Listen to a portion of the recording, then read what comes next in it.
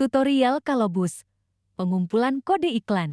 Oke, jadi untuk kode ads sendiri, kayak tadi yang aku bilang, misalnya Kakak manage nih 1.000 creator gitu, yang bikin video per harinya, itu kan nggak mungkin Kakak nanyain kode ads-nya satu per satu ya.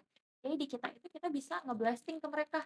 Jadi misal dari segmentasi creator ini, nah ini kayak gini nih kreatornya sudah posting video live, nanti misalnya ada kreatornya di sebelah sini, tinggal kita bikin tugas, kirimin kode iklan di sebelah sini.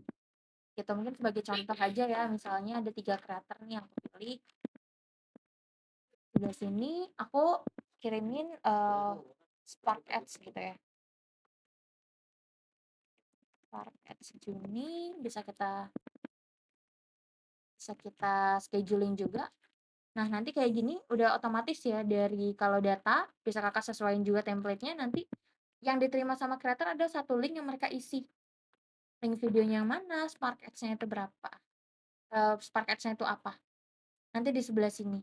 Kalau videonya banyak nanti mereka tinggal klik aja gitu. Di sebelah sini. Jadi kita nge-blasting link ketika mereka udah ngumpulin kode iklannya, nanti di sebelah sini Kak.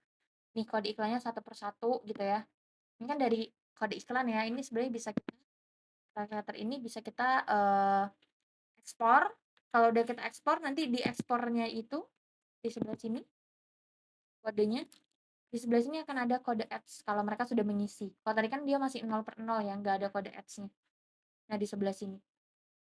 Nanti ada kode ads-nya di sebelah sini. Kalau mereka sudah mengisi link Spark Codes yang udah kita kirimkan. Tuh, ini juga enaknya misalnya kan ada video nih selama 28 hari terakhir. Bisa kita hubungi lagi Kak langsung pakai Spark Code Ads di sebelah sini. Jadi nge-follow up-nya langsung kirimin aja link-link Spark Ads itu di mereka-mereka yang udah posting video.